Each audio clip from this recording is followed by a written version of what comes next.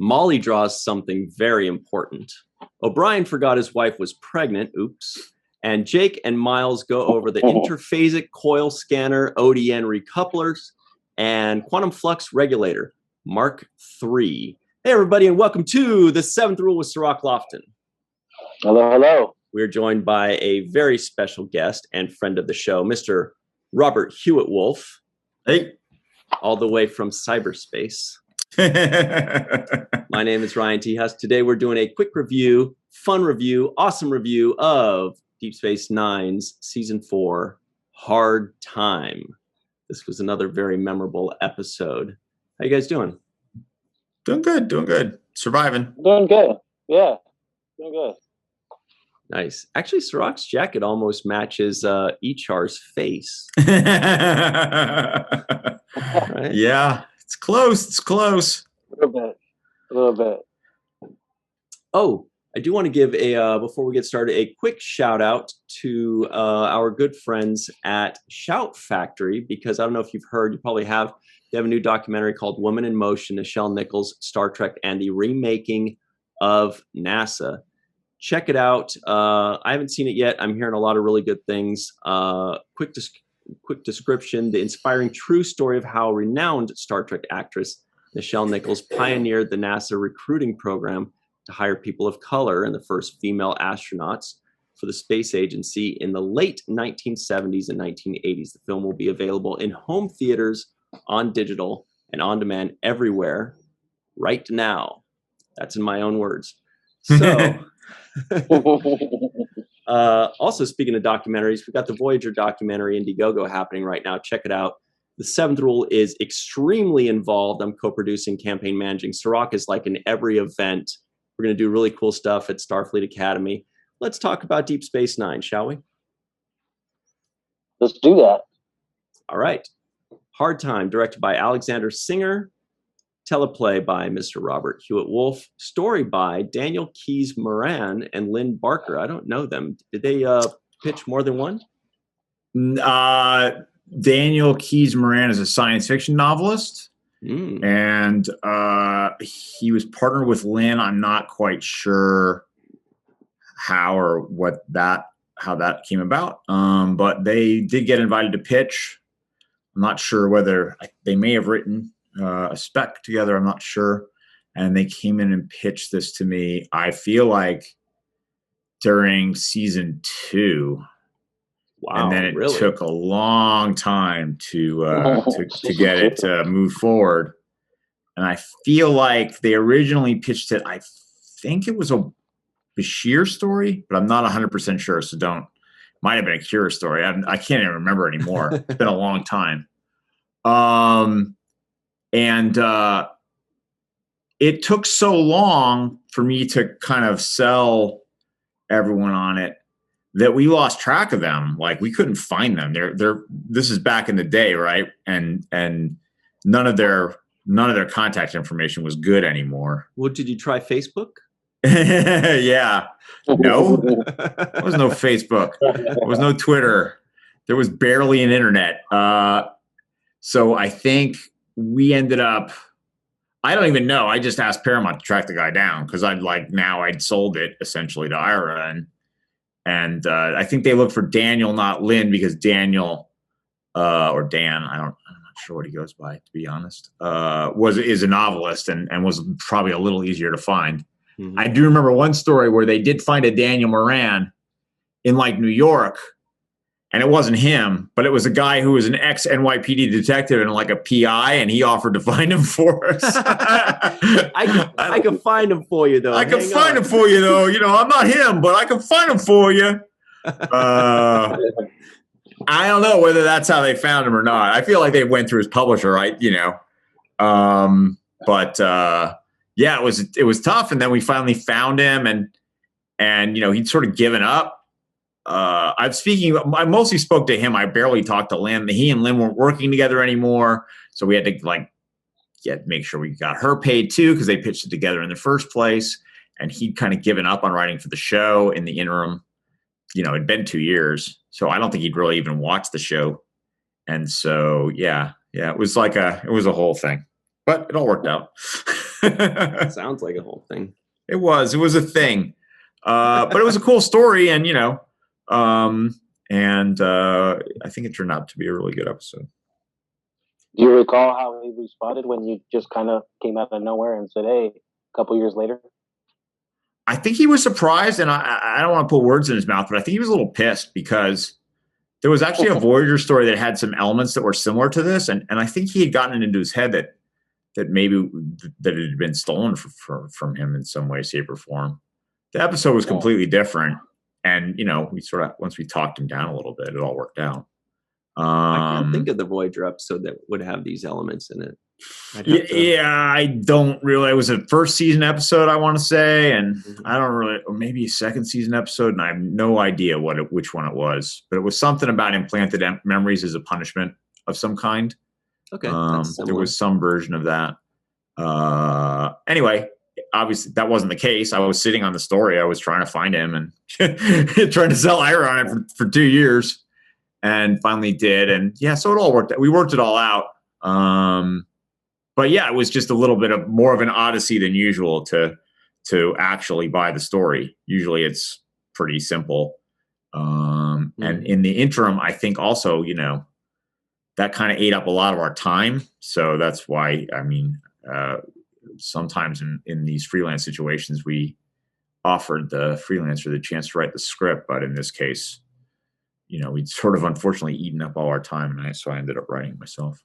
Since you brought up the implanted memories, do you think that that's a more humane way to punish people? Because my first thought immediately was like, wow, that's so cool. That's so humane. It's smart. They said it's financially better. There's all these things. I'm like, that's a great idea. Obviously, we don't have the technology now. I'm not pitching for it because we know that's impossible. But then when we saw what he goes through, it's better for the family. The family gets to see him the next day, basically. I think it's that's why I think it was an idea to do, and I think that was Dan and Lynn's idea at the beginning. And I think that the idea is, it should sound like, okay, it's no big deal, right? You just had these fake memories put in, 20 years of fake memories. But for O'Brien, they're real, right? And so memories of trauma doesn't really matter whether they're real or not. They're still traumatic memories, right? And that, I think, was what we thought was interesting to play with. And it does raise the question whether there is any such thing as a humane prison, no matter how you do it. The memories they implanted were particularly brutal. It wasn't exactly like, wasn't club fed or anything like that. Do you think that they implant the memories of like HR and him doing this? Or do you think that O'Brien has control over the events? Like, this is the likely culmination of how O'Brien would have acted in this situation? Or are they just writing it and he's a passenger? I think it's probably a bit of a combination. I feel like it's probably scripted to a certain extent, but I think the outcome of how that's scripted probably varies from patient or prisoner to prisoner, And I think this is what, O'Brien would say, this is me. I did this, right? Mm-hmm. I think it's a video game in some ways, it's a really small enclosed VR video game that they're putting in his head. And I think he does get to make decisions in it, but it's a horrible situation. It's not like they're setting him into a situation, there's probably multiple points along the way where he could go, he could do something horrible, and O'Brien held out against the horrors for a long, long time. He didn't kill Ishar on the first day or anything, but I think I suspect that while there's free will involved, I suspect that the vast majority of people who run through this particular scenario end up doing something horrible to either themselves or HR by the end of it. So like bowling with the bumpers up. Yeah. The ball's going down there, I think so. Like it's like when you're playing D&D and the DM just wants you to do this scenario and has the dungeon all ready to go, and like he's gonna make you do it, So it's gonna be some variation of that. You're not going away from this because he or she is prepped and ready, and that's the scenario that's going to get run. Now you're talking Cirroc's language when you mentioned Dungeons and Dragons. There you go. Oh yeah, I'm all over that. Yeah, this is against the Frost Giants. You're going to fight the Frost Giants. There's no other. You're going to get railroaded into this because that's the one that he or she's got ready. And now we're really going down a nerdy hole here. Deep nerd. Deep nerd. I like it though. Okay. Honestly, it's more like Tomb of Terrors, where no matter what happens, everyone in the party is pretty much going to die. I mean, it's that kind of scenario. There's not a lot of wins in this one, I suspect. I don't know what Tomb of Terrors means. It's a famously brutal dungeon where almost always the players are going to die, and if they win, in the very unlikely event that they win, the treasure sucks and it's not worth it. It's not worth it anyway. The only good answer to Tomb of Terrors, I think it's Tomb of Terrors. The only good answer is not to play. Like really, just like, nah, I don't want to go in there. Why are we going in here? This place sucks. Everybody watching the chat, let us know if you know what Tomb of Terrors is. Let us know if you now I want to survived say, I now want to look it up too and see if it's right. It might be Tomb of Horrors or something like that. They'll know. They'll get it. Yeah. That's pretty good. Worst D&D module ever. Drum roll, please. Yeah. What's the worst D&D adventure of all time? Heart of Nightfang Spire. No. I don't know. Nah. Can't find All it. right, we'll figure it out. Whatever. Well, Cirroc, I don't know. What do you think of this episode? To me, it was a very memorable episode, and as soon as I heard the title, I was like, "Oh, I bet it's the one where Miles gets stuck in that thing for 20 years or whatever." It really it stands out to me. It's because it's different than any episode we've seen in Deep Space Nine. It's a totally different idea. It's a totally different theme. And it's another one that doesn't really have a B plot so much. I mean, it almost feels like, I don't know, maybe you guys can speak on this better than I can, but it almost feels like the B plot is O'Brien's hallucinations of Echar later on, I don't know. What do you guys think? Yeah, structurally, it doesn't really have a B story. Structurally, it was the kind of story where it's tough to go to a B story. Right? Because the whole thing is about him being sort of stuck in his head and stuck in this moment and stuck in this situation. So you kind of want the audience to be there too. To cut away to a B story would probably let the tension out of it. We didn't do that all the time. It was rare that we did that, but we did it occasionally where we just didn't have a B story. And I think that this is one of those instances, and it works. It works well, I would say. But yeah, there's no real official B story, that's for sure. Yeah, we just did one that didn't have a B story, right? I think it might have been Rules of Engagement or a session. One of them just didn't even have one.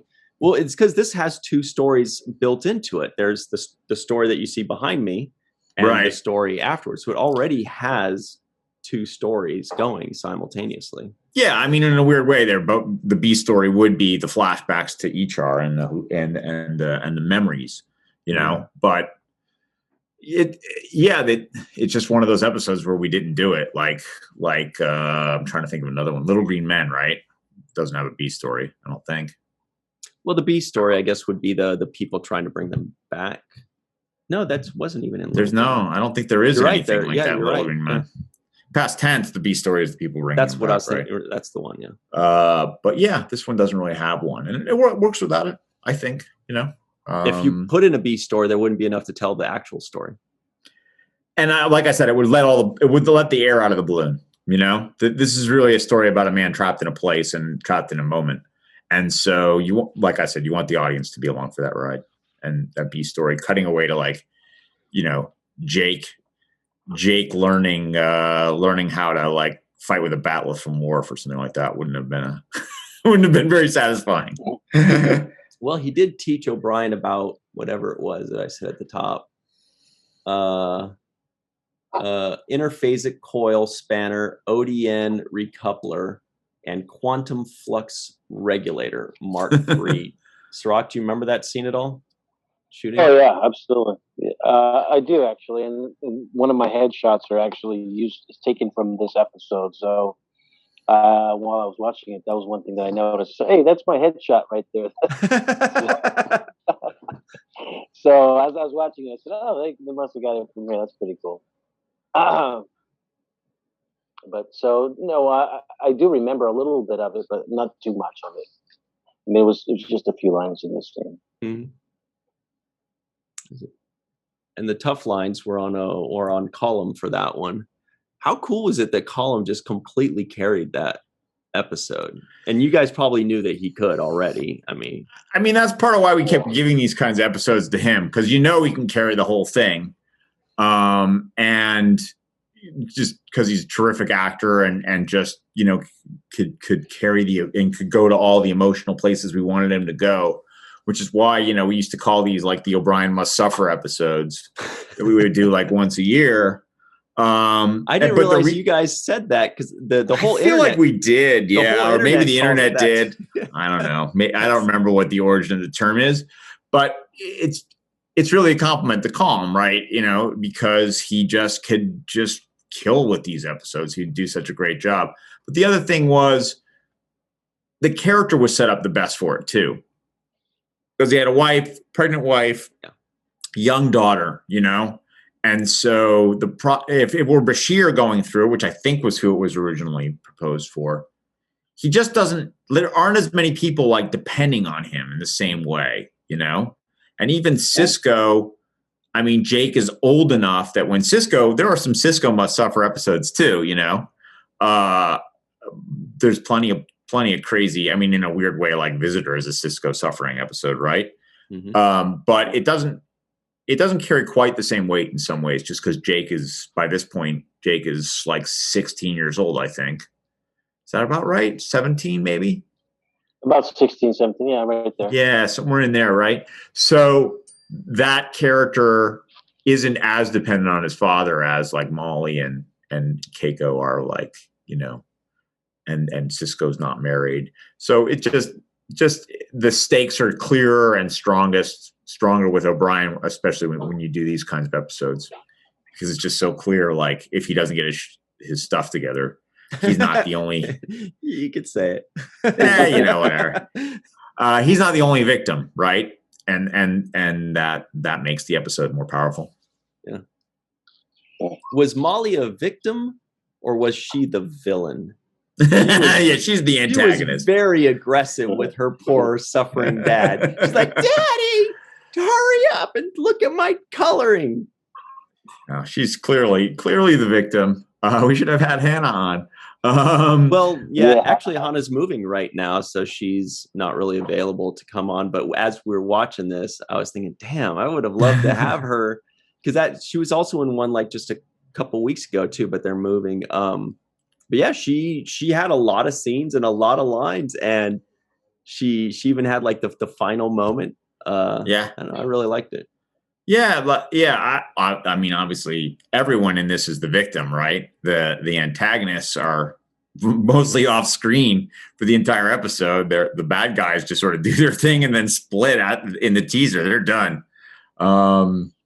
So it's really all about the after effects, right? And that's what I really wanted to do an episode about. This is obviously, it's a lot of it is about PTSD, and which was not a super hip thing at the time to talk about, but it was in the consciousness, right? I think, at least a little bit. You're right. We've made a lot of huge strides in that recently only. Sorry, what were you saying, Cirroc? No, Robert, you said PTSD, and you just kind of triggered something for me. I just wanted to know if that was what the impetus behind this whole episode was. Was that the story you were trying to tell? Yeah, that for me was really what the story was about. That was really, I think, what I was going for more than anything. My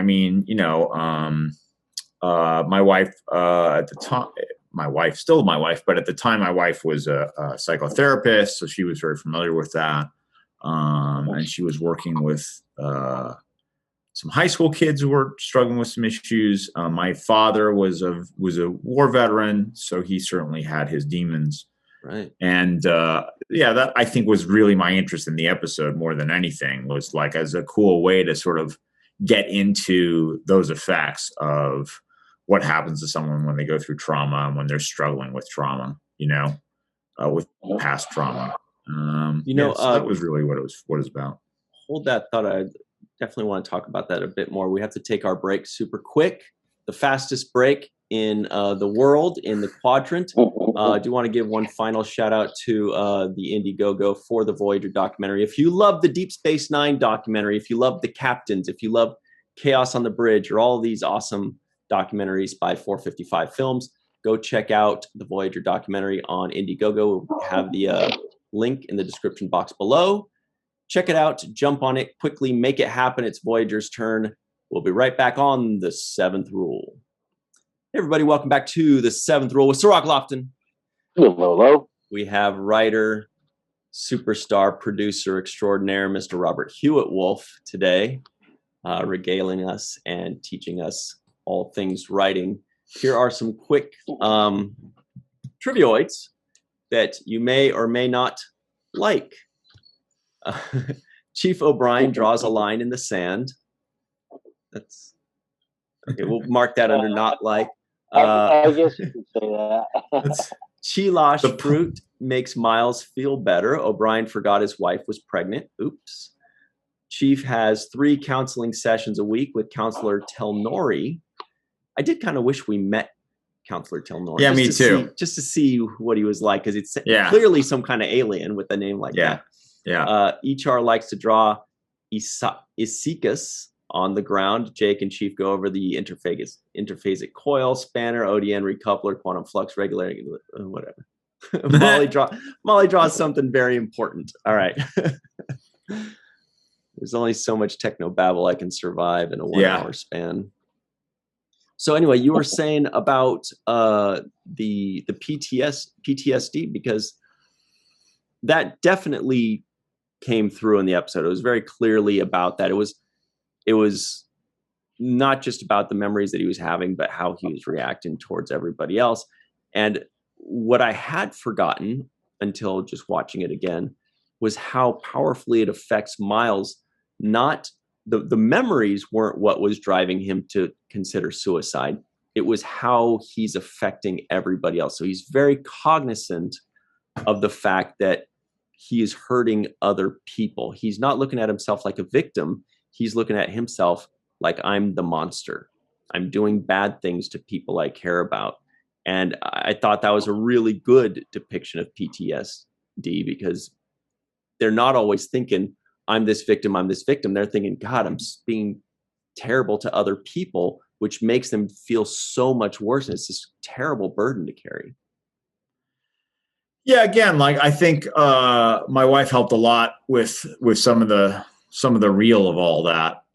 I talked to her a ton about it when I was writing this one, and when we were breaking it, just to make sure that we were trying to get it as accurate as we could. And she's got a master's in psychology and was a practicing counselor at the time, so I think she brought a lot to the table with that. I don't think the episode would be as good. I just think I feel like some of the rage issues, the suicidality, I think that was the stuff that was hyper alertness, agitation type stuff. I think that was some of the stuff that she brought to the table. Again, it's 20 years. Well, 25 years, right? It's 25 years. So I can't remember all the conversations we had. I just remember we had a lot of conversations. I mean, the hallucinations and the memories in some ways are the least realistic, but they're the most cinematic, And so we definitely leaned into those. But the details of like how he was suffering and what he was going through and what he was thinking, I think that was the stuff that she helped the most with. Yeah, you're right. 25. So anything that's good is a credit to her, and anything that doesn't ring true was us in the writer's room doing writer's nonsense. What about the people that pitched it? That's all the other stuff. I think that I can't remember how much was left from the original pitch, but obviously the kernel of the idea and how it would be a psychological study in trauma was definitely part of the original pitch. So I think that I feel like the original pitch was, I want to say, like noisier. There was a lot more events in it, I feel like, and I think we really pared it down to just, it's O'Brien, it's his memories, and it's what he's dealing with, and just like made it a very simple story. Mm-hmm. To give room for all the character stuff, right, and to give Calm, and everyone he got to work with in this episode chances to shine. I think that's really where we're coming from. Yeah. Cirroc, every time Sisko has one of his dressing down moments, I always think of you, because I know those are some of your favorite moments where Sisko is just like, oh, by the way, I'm about to remind you of your place. And even when O'Brien says, like, hey, as a personal favor to me, mano y mano, buddy, remember I let you beat me at darts the other day or whatever, even I did think, because I'd forgotten, I did think it was going to sway Sisko. I thought he was going to be like, well, okay, but no, but he's just like, look, this is what I have to tell you. I'm your boss and I'm going to do it. And he's very comfortable and forceful when he's just saying, you got to do it. You're relieved of duty. Uh-oh, you're muted. Nope. Now you turned your picture off. There you go. There we go. Now we got you. Yeah, he really stays on this really rigid line of principles and morality. Sisko is really strict on when it comes to that. He doesn't like to waver too much when he's set his feet in on what he believes is true or right. But, when I was watching this episode, one of the things that came to my mind, Robert, was Twilight Zone. And wow, yeah. I thought of this episode called The Last Man on Earth. I don't know if you remember that episode. Is that the Burgess Meredith one where he breaks his glasses? No, that's also a good one where he likes to read and he breaks his glasses at the end. No, this is the one where the guy, he feels like he's the only man on the world. He's walking down the town, and everywhere he goes, he sees a cigarette is burning or coffee's on the table, but there's nobody there. He walks into the movie theater, and there's a movie playing, but no one is in the theater, and he's just walking around, and there's no one there anywhere, but it seems as if somebody was just there at some point, right? And at the end of this Twilight Zone episode, and I don't know if I'm sure I messed the name up, but at the end of the episode, we find that it was really an experiment, that he was put in isolation in this little pod, and that this feeling of him being the only man in the world was only the result of this experiment. And so as I was watching this, that was one of the thoughts that came to my mind, was this kind of experimental thing that you kind of highlighted on. It was like this experimental, basically, rehabilitation with prison reforms. So I just wanted you to get in a little bit about that. Yeah, now I vaguely remember that episode, but yeah, there were a lot of like studies done, and I feel like in the 60s and 70s, some of them like horrible and illegal, where they went into like this whole idea of like sensory deprivation, or like trying to create hallucinogenic experiences that could re-educate people or change them. And yeah, so that was probably part of that. May very well be part of what was the original impetus for Dan and Lynn to pitch the show in the first place. But we were I think to us the sort of the tech of it, whether this was real and whether it was based on real experiments and things like that, was probably just the least important part. To be honest, this is one of those episodes where the science fiction is much more about the fiction than the science. And I think it was just really, we were much more interested in this story of O'Brien's personal trauma and PTSD. And ultimately, I think, one of the big things that we wanted to say was like, O'Brien's going to get help for this because that's what you should do. And it's going to take time. He's going to take his medicine. He's going to see his counselor 3 times a week. And he'll get better, but this is not something that just is going to go away, and like they're not going to run a magic Star Trek thing over his head and now he's better. That this is something that is just like in real life going to be a struggle for him, and it's going to be hard work for him, and it's going to be therapy for him.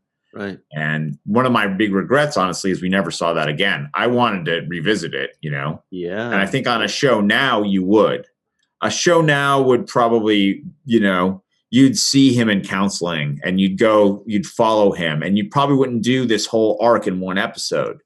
You'd probably use this as a B story or a recurring C story for O'Brien that would run over the course of 3 or 4 episodes and get to the same place. And then he'd get that catharsis with Bashir, and then you'd still see him going to counseling every once in a while, and that would become part of the show, right? Wow, that would be so cool.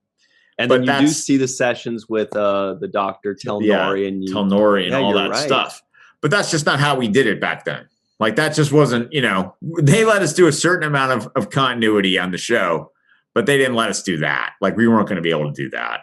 So that's always been one of the biggest things that I've sort of regretted about the episode, in addition to O'Brien's prosthetic beard. But I do want to get into that though after you're done here. But the fact that we couldn't revisit it, this episode was about the fact that this was going to take time for him to recover from, and that he was rightfully seeking out help and using that professional help, the medicine and the counseling.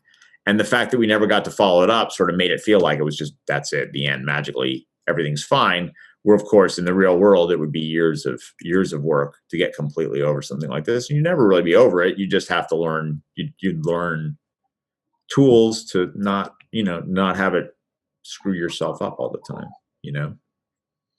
So that's what we wanted, but we didn't get to do that. We had to jam it all into 42 minutes. So you didn't like the beard? Was it the? Yeah. I thought it was a little over the top personally, but whatever. I mean, he has to have a beard, right? I think he does have to have one. There's no way they're shaving him, right? He's just thrown in there like a wild animal. But he looked a little too wild animal-y for you. I don't know. I mean, I'm not a makeup person. Our makeup people were great. I mean, don't get me wrong; they were terrific. I just in rewatching it, I was like, wow, that's a lot of prosthetic. That's a lot of fake hair on his face. Yeah, there were stages. I think it was growing in as they were showing different periods. So there were some stages I didn't like as much as others. Yeah, there were some stages that looked great, and then there were some stages that were like, that's a little regrettable, to be honest. By the way, can we talk a second about the actor that played Ichar? Yeah, he was great. I was upon watching it this time, I was like, this guy is so good at being likable, like just being like this guy. Like, the best you guys can do is write a character that's likable, but it's up to the actor to either hit that role well or even add, preferably add more to it, make it even better. And this guy he was just so good at the way he spoke and his cadence and his little smiles and he was like immediately very best friendy, what a great actor. I should have looked him up beforehand, but I don't know. I wanted to see. Craig Wasson. Mm-hmm. Craig Wasson. I thought he was terrific. I thought that he was really, really good. I mean, he brought a lot of humanity. That part required a lot of humanity, and he absolutely brought that 100%. He just totally nailed that part. He was so good. And I'm trying to remember. I feel like he was the lead in Body Double or something. He was either he was the star of Body Double, maybe that Brian De Palma movie. And so clearly like a really strong actor. I think he was just one of those guys. He didn't have a tremendous career, or he may still be working for all I know, but but that was his big starring turn, was that, I think. Yeah, looking him up, he stopped working about 15 years ago, at least as far as IMDb is concerned.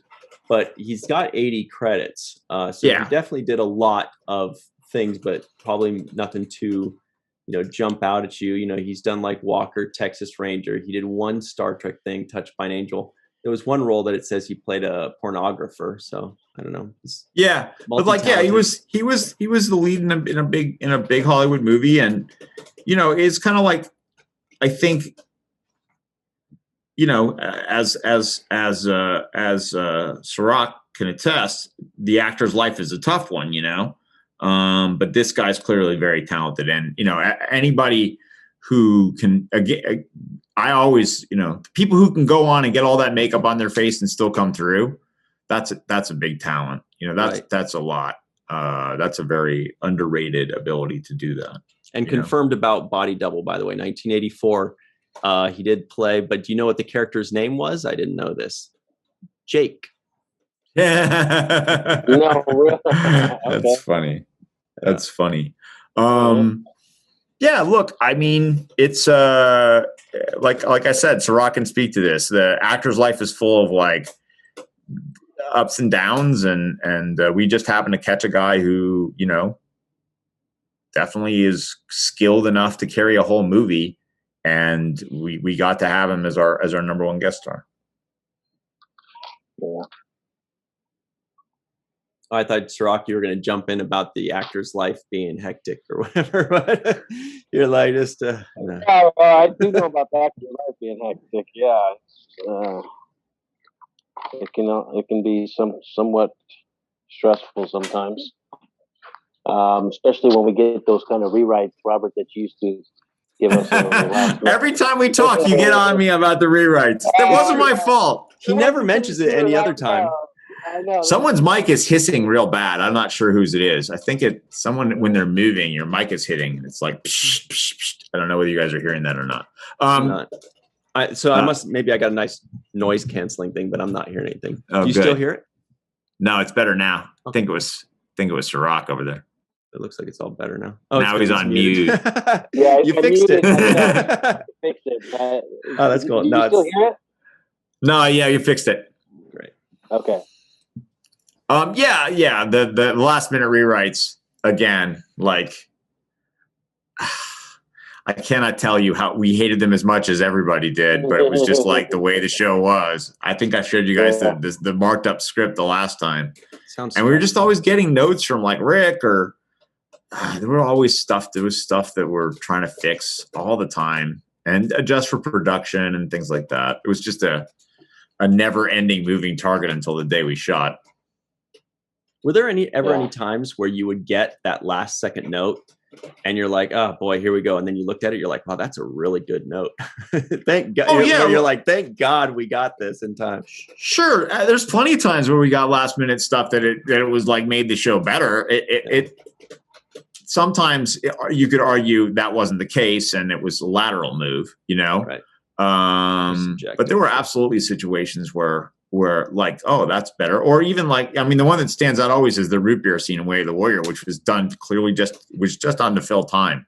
Like we were short and they were like, wow, write a scene that we can shoot tomorrow with two of these three actors on one of these four sets, because that's who we've got. And that's who's going to be in makeup and, and it needs to be 3 minutes long, So yeah, a lot, and that turned out to be a great scene. A lot of the times the changes would make things better. But it was hard on us, and it was really hard on the actors. Four actors are sitting there like, eating lunch and they get change pages that affect the afternoon work that they've already memorized. That's no fun. No, I'm sorry I gave you a hard time. It's not your fault. No, it's all right. Hard time.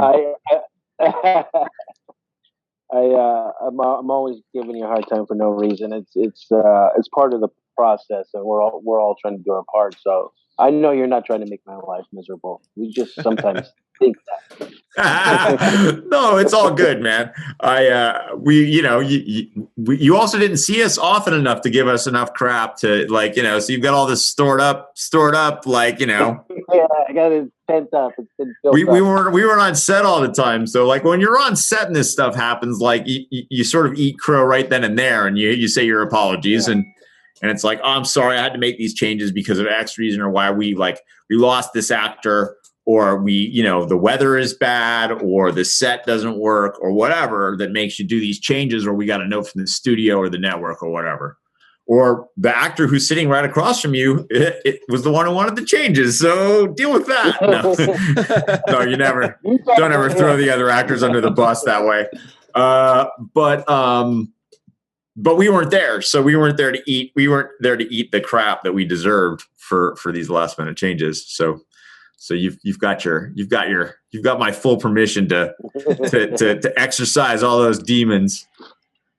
One other thing before I know we're getting short on time, but I did want to talk about this concept that I thought was brought up in this episode, and at least made me think about this. And one of the things that it made me think was,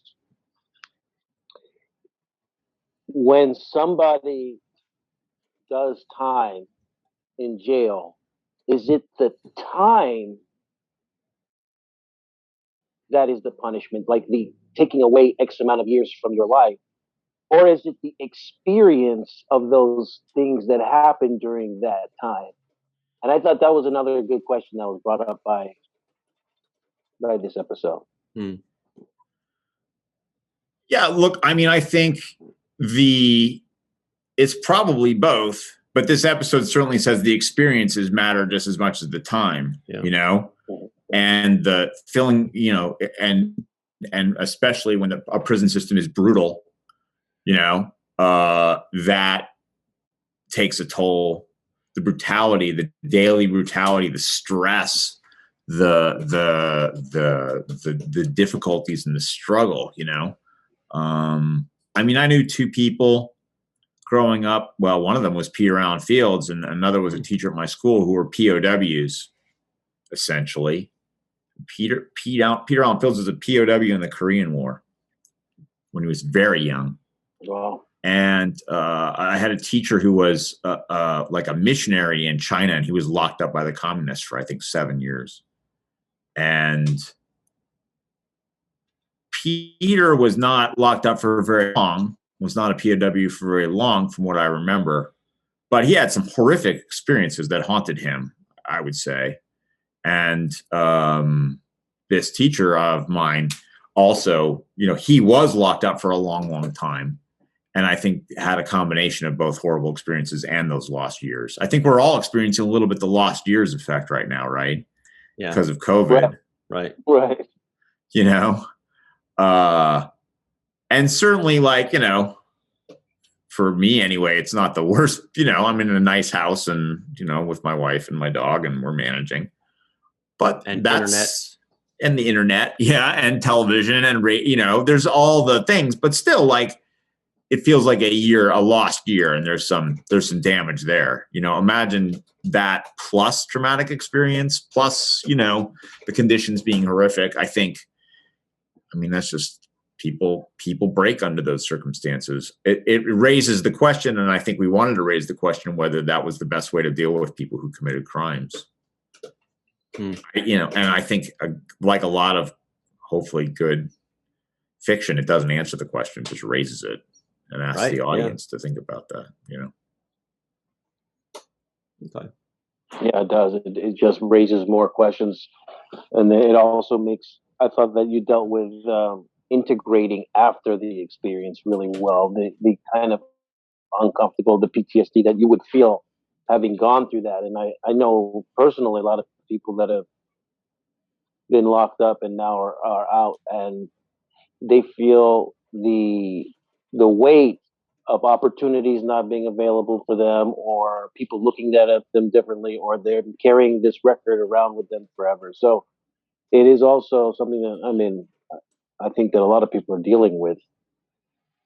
I mean, I think there's an idea behind our prison system that, you serve your time and then you're done. You know, that's what it's supposed to be, I guess. You know, go to prison, do your years or whatever, come out, maybe you're on probation, you got to report in every once in a while, you got to toe the line. But I think it's easy to underestimate the long-term damage that kind of experience can have. Mm-hmm. And I think that that's kind of what this episode's about, is like, it's not the Agrathi are like, it's over. He's done. Like, he suffered, he did his time, now he's free. But he's not done. Yeah. But he's not really done, is he? You know? Can you recover? You know, it's not an easy thing to recover from having been in prison. To really like, and there's a lot of recidivism, and a lot of people don't handle it well, unfortunately.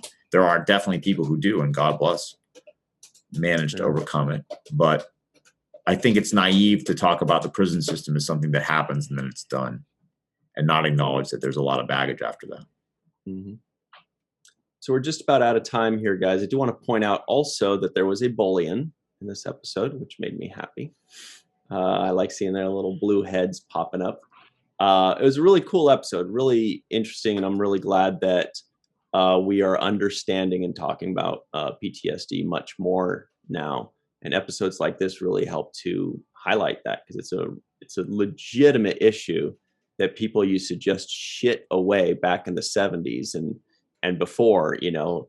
But anyway, we all know about that. I do want to give a special thanks to Carmen Shamwell, PJ Tomas, TJ Jackson-Bey out in Missouri, Bill Victor Arucan, Yvette Blackmon, Homer Frizzell, Eve England in Wales, Anne Marie Segal, Titus Mohler, Tim Baum, Sue Gruner, Robert Weisberg, and Darlena Marie. And also a very special thanks to Mr. Robert HEWITT WOLFE for always making this show about 5 times cooler. Thanks. I enjoy doing it with you guys. I appreciate that you guys are looking at these episodes. It always feels good to think that people are still enjoying them and getting into them after all these years. It's going to be 5 more decades at least of people appreciating this. I mean, it's just going to keep going, you know. As long as I get my checks. Cirroc will handle that. No, not from you.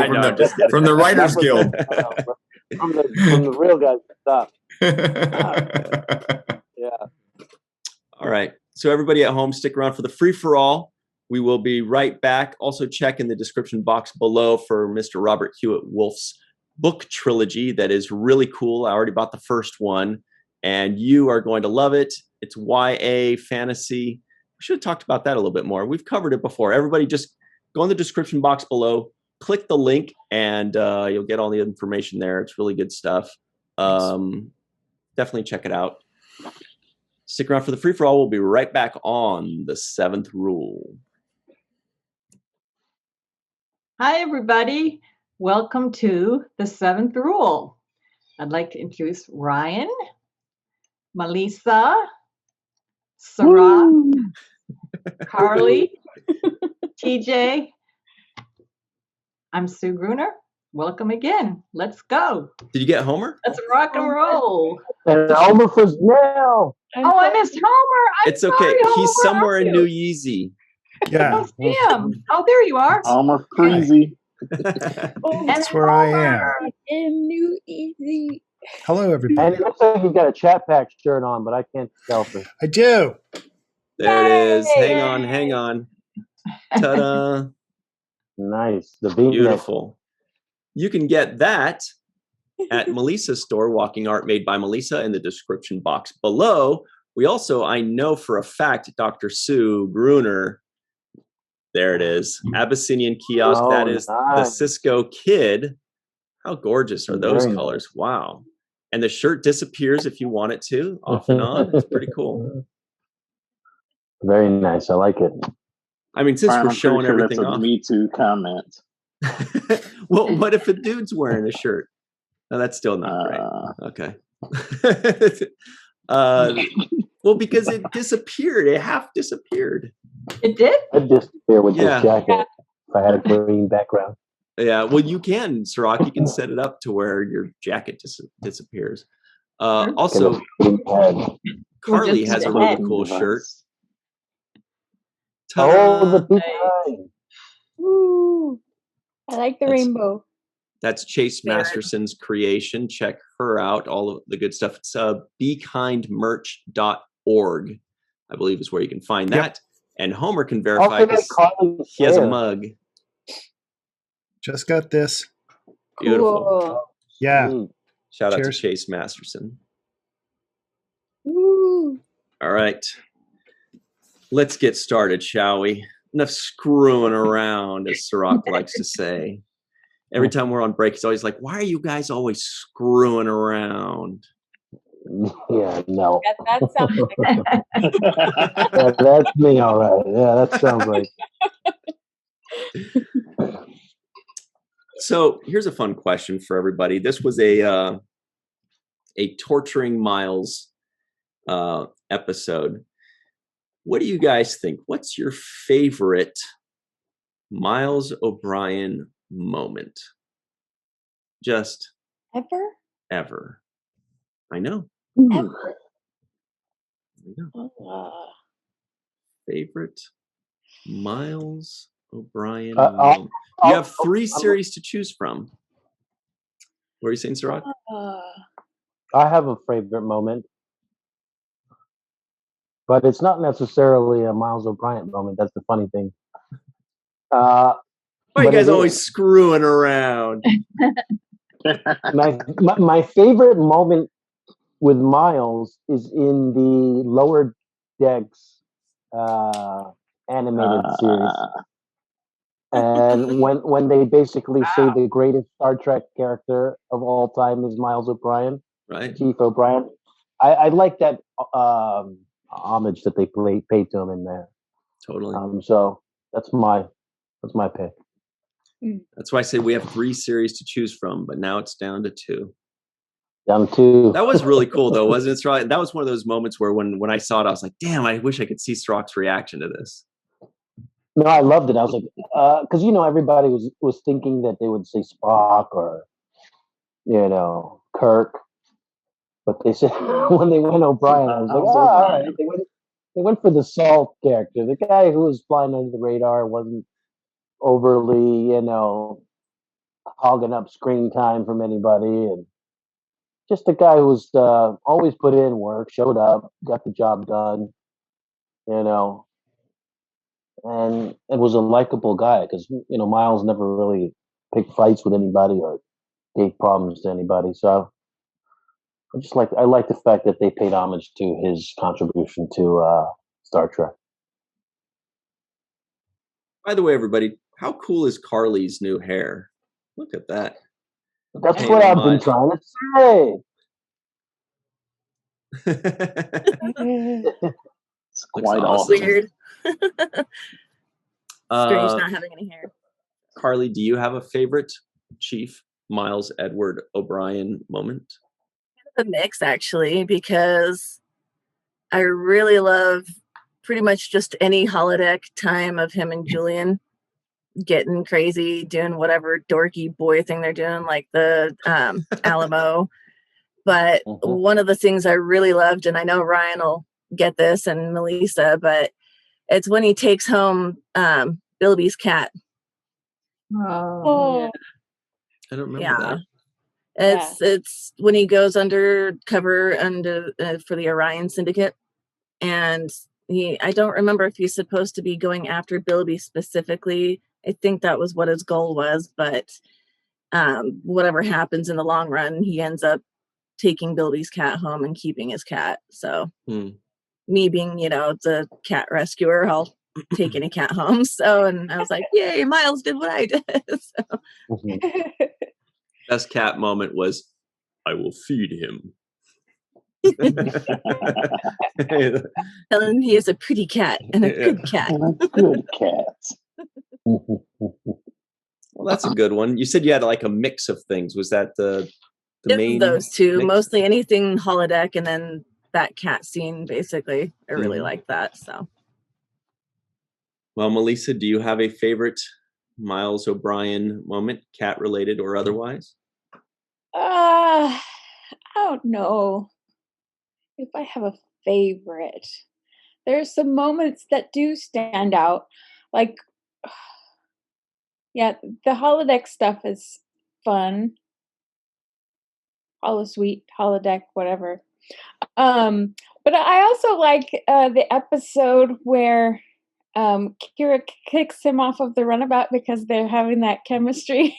We haven't gotten there yet, but when she's bad idea. Yeah, but I don't want to give any spoilers away because Do you want to say why you liked it very much? Are you able to say why you liked it so much without giving spoilers? I don't know that I can. Only because it's a different dynamic in relationship for Kira and O'Brien, and it's a fun dynamic to almost explore, but they don't quite. So, Melissa, are you on Team Mira? Oh, is that Miles and Kira? Oh, maybe in a different life. In the mirror universe. There it is. In an alternate one. I'm on Team Kaker, right? Keiko and Riker. Those two should really.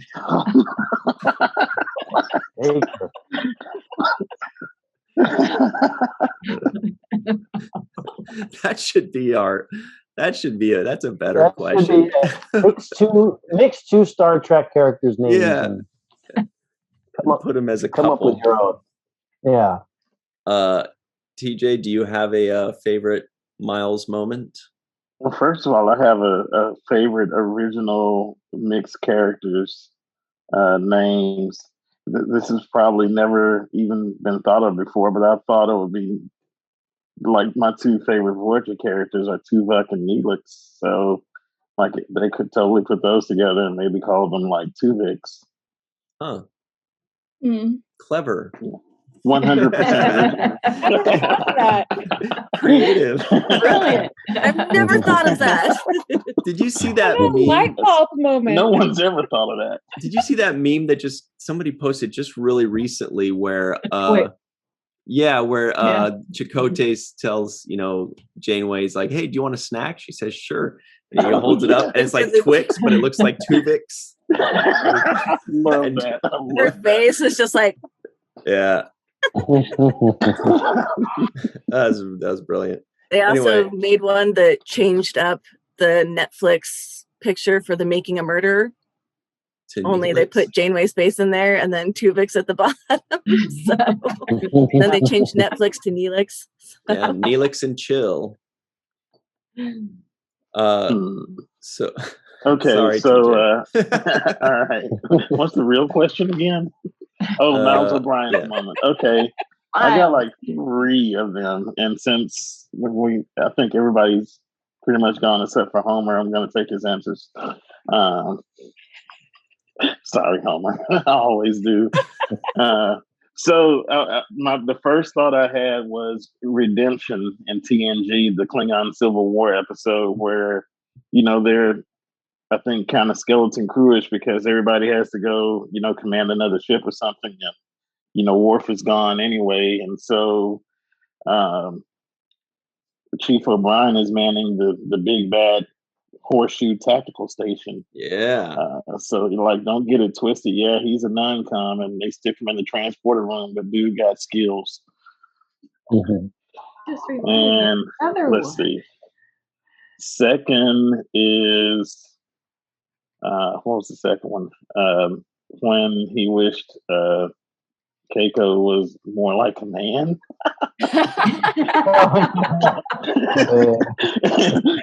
He catches himself. Like, whoa, did I really just wish my wife was more like a man? And the third one is like when I think he was getting ready to go on vacation.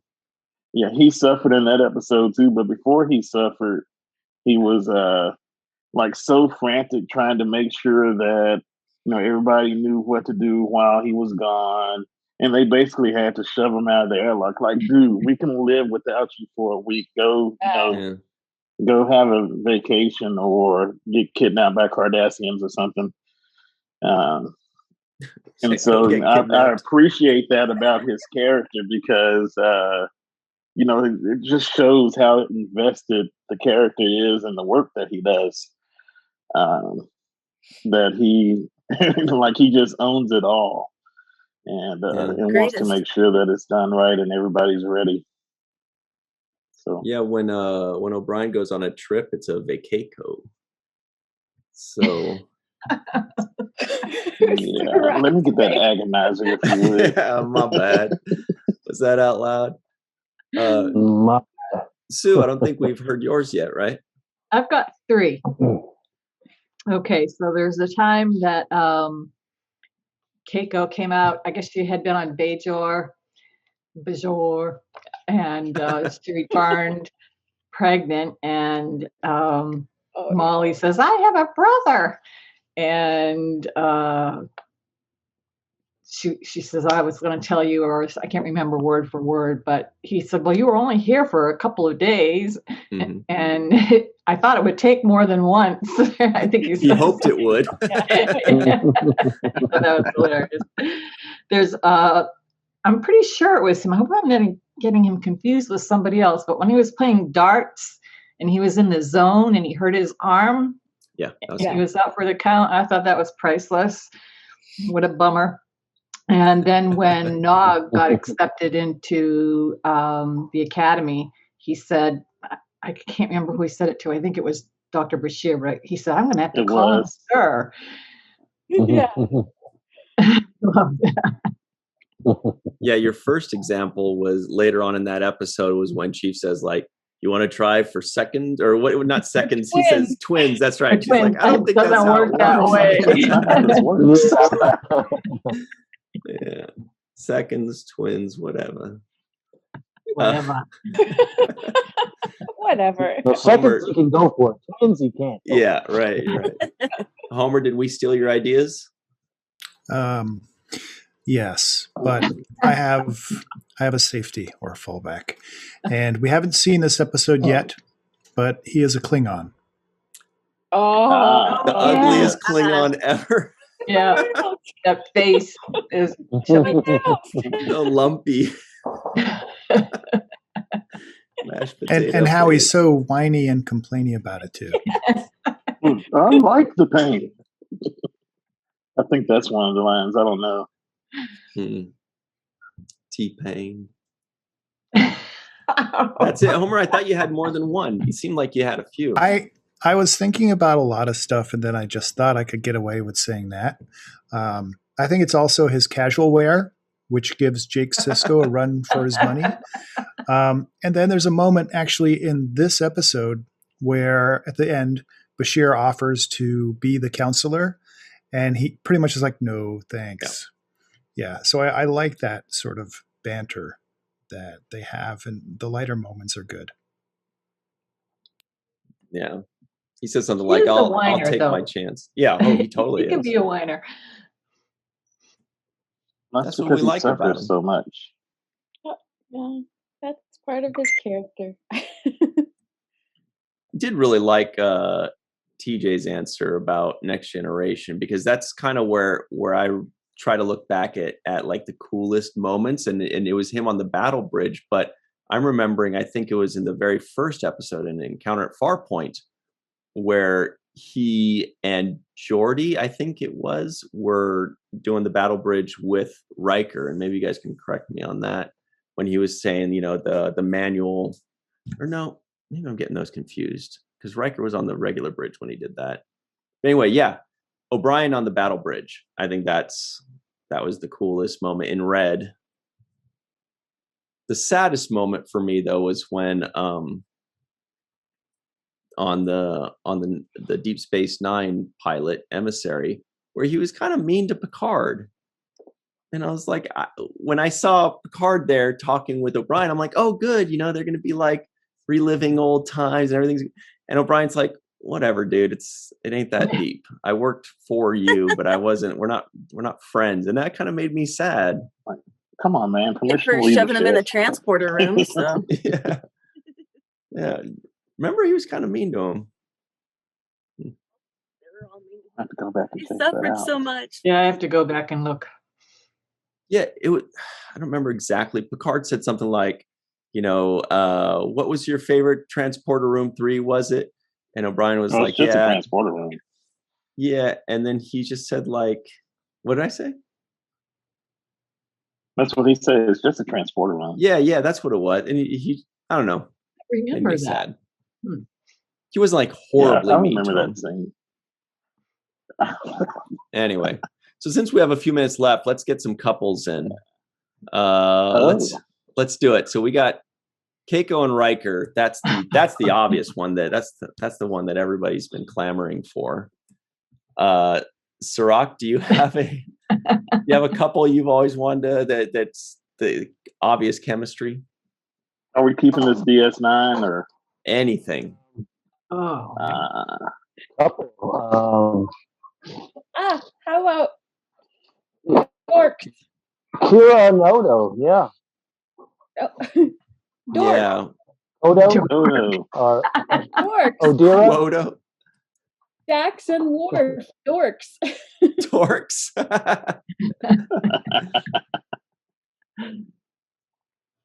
Vana, Loxana, and Dwarf. Tuvok.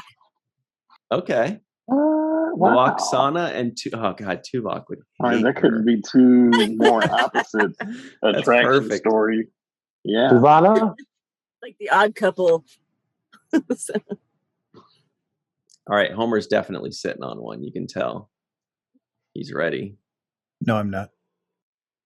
I got one. Oh. I'm going to go with Beverly Crusher and the Ghost Sex Candle. Yeah. So what is the amalgamation, or what are those? What's the words when you put them together? Crusher sex. Oh, the little cute couple name. Is it Crandall? What is it? Don Crandall.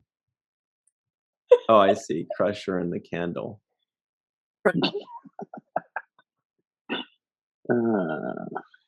What's the his name was Ronan, wasn't it? So it's like, oh, this is good. Cronin. Don't record this one. It's Bonin. Let me. Yeah. I don't understand how. You do support me, PJ. See, Ryan, this is what you've done. This is my. I blame myself. It's your fault, Ryan. Here's the agonizer. Do what you gotta do. Yeah. Well, I can't really follow that. Cirroc's waiting for me too. He's like, "What are you gonna say, Ryan?" Did you have any others to add, Cirroc, before we go? I can't. I was thinking 7 of 9 with Riker or something like that. But what would that be? Swiker? Yeah, Psyker. Riker of 9. I don't know. It's a good one. Yeah, William of 9. William. Yeah. Anyone got anything else? I Riven? mean, it's Biker, actually. Well, yeah.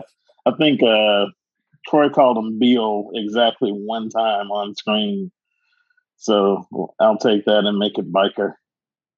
Okay. No, that's just him with himself. That's quite not right. I quit.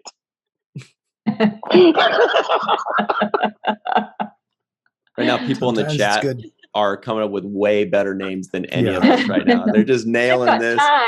And we're like, Tuvix? So that is a comment section job for the chat pack. Drop in your favorite name combinations in the comments below. Mm-hmm. And credit to Mr. Wardog Hine for teaching us always to stimulate Mr. Google Pants. That means Google. That does not quite sound There's a good right one either. for Trip and T'Pol. Trip-Paul. That's an easy one. Spockadax. dude. Who Dax? Spock and Dax for a little Spax. Spandex. Bats. Anyway, maybe we should have ended on top after the O'Brien thing. Maybe we should have cut it 4 minutes ago. Oh, I can't wait to see the comments. Yeah. Anyway. All right. Well, unless somebody has any final thoughts on the actual episode that we just watched and reviewed, that was really good, really fun, and brought up PTSD and a lot of issues in that episode that are hardly ever touched on in Star Trek. So it's kind of a standout issue. I don't know if anybody has any thoughts on it before we go. I really liked it when Keiko, when Miles first got back, he was sleeping on the floor. Yeah. She woke up and she put the blanket on him. I thought that was a really lovely thing to do. Yeah. In that scene, I also noticed the pillows on the bed are like these triangle foam things, and I just gotta wonder if there's any comfort at all in a triangle, hard-shaped pillow that doesn't look comfortable because it's a space pillow. A space pillow. I thought. I always like this episode because I connect with the emotional story of O'Brien, who has gone through this thing, and it's like it's been 20 years, and then all of a sudden he's back, in his old life, and I think, not so much with the PTSD part of it, but kind of the mind exercise that we sometimes do. Like if I could go back to a point in my life, start back there. And that's what he actually done, but it actually is traumatic. So imagine, going back, 20 years in your past and waking up, and like, oh my God, I got to go to school today, or, whatever was going on in your life 20 years ago. And having to pick up like that, like I don't remember the schoolwork I was doing 20 years ago, or what I was supposed to do for a certain person or a teacher or any of those things. So imagine this guy coming back to his job 20 years later and having to be chief of operations again. Jake helps him with it. We forgot about that. Jake has a great moment in this episode. Yeah, Jake with a very strange looking shirt. Yeah, Jake does reassure him. He's like, "Don't worry, you're still the chief. We still got respect for you." But the tools. Yeah, with the tools. Something at Mark III. I forget what it was. I mean, what a turn of events too, from him teaching me what the tools are to now. Vice versa. I thought that's great. Quantum flux regulator Mark III. Yeah, that's right. Sorry, go ahead. Cirroc. No, one of the things I didn't bring up when we were doing the review that kind of hits me now is the fact that O'Brien is dealing with all of these things that he experienced in his own mind, essentially, right? But things that he experienced that got him to that place. And one of the things that makes me think of is, okay, well, how many of us are living with these kinds of experiences of things that we didn't actually live ourselves? And I talk about that to bring up like things like, for example, Black people in this country always have to deal with the history of racism and what has happened to them in this country before they were even born. So they almost have to, it's almost like these memories are implanted into their own experiences of just growing up. So you have to add on all of these experiences that you didn't actually experience, but you still have to incorporate them and make adjustments to your own behavior in life. And it could weigh on you like something like a PTSD. So it just made me think about something like that, where many of us have to deal with things that happened before we were even born and take on some of those things. I mean, women have to do it too. You know, the things that they had to overcome, and still have to overcome. So many of us are dealing with these preconceived notions and these historical contexts that are applied to our own lives and can cause strain and stress in our own daily life. Just wanted to bring that up. Mm-hmm. Here. Well said. Very true. It's very real. It's almost like an implanted memory. Yeah. Right? Yeah, it would have been interesting to bring that up and get Robert's take on that. That's a good point. I hadn't thought of that at all. Homer, you look like you're getting ready to say something, no? Just leaning in.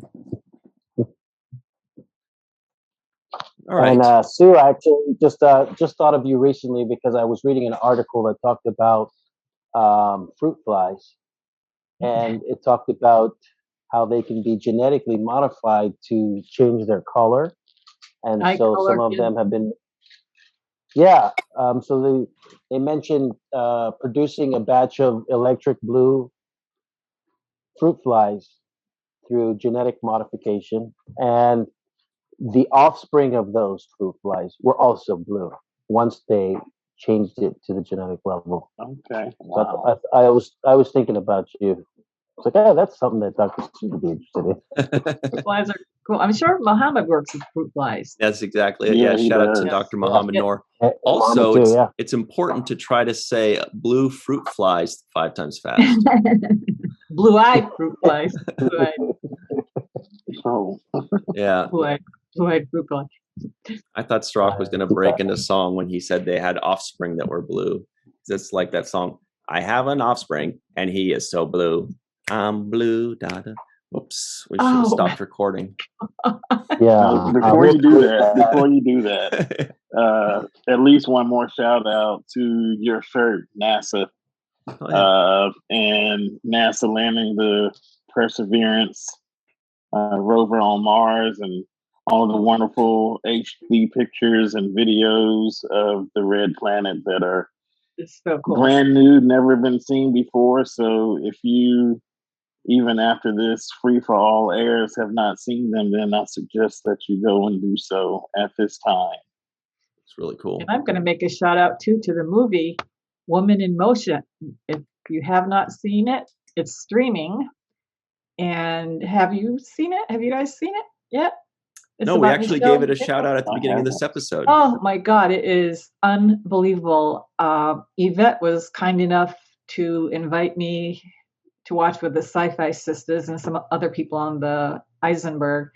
And I sat here sobbing when I was watching it. I had no idea what an incredible person she was. I'm not going to give anything away, but it's worth every penny. I think it's $12 or something like that to stream it.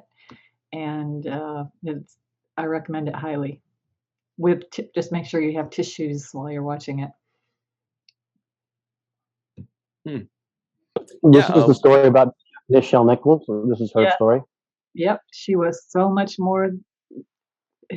She had multiple hats in her life. It's fascinating. I'll just say one little thing. Before she was on Star Trek, she toured with Duke Ellington and his orchestra as a singer. I didn't know that. And of course, the whole thing with NASA, I knew nothing about that. She is unbelievable. Yeah, our good friends over at Shout Factory, we did mention this at the beginning of this episode, but just to reiterate, this is what it's about. It is called Women in Motion, Nichelle Nichols, Star Trek, and the remaking of NASA, the inspiring true story of how renowned Star Trek actress Nichelle Nichols pioneered the NASA recruiting program to hire people of color and the first female astronauts for the space agency in the late 1970s and 1980s. The film is available in home theaters, on digital, and on demand everywhere now. So check it out, everybody. Good shout out. Thanks for doing that. Very good shout out. Thank you, Sue. Mhm.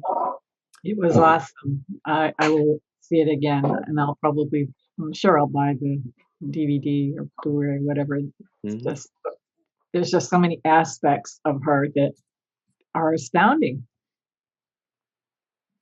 Also, final thing, quick shout out to Manic Panic. Am I right, Carly? That's the dye that has all the different colors. What brand did you use?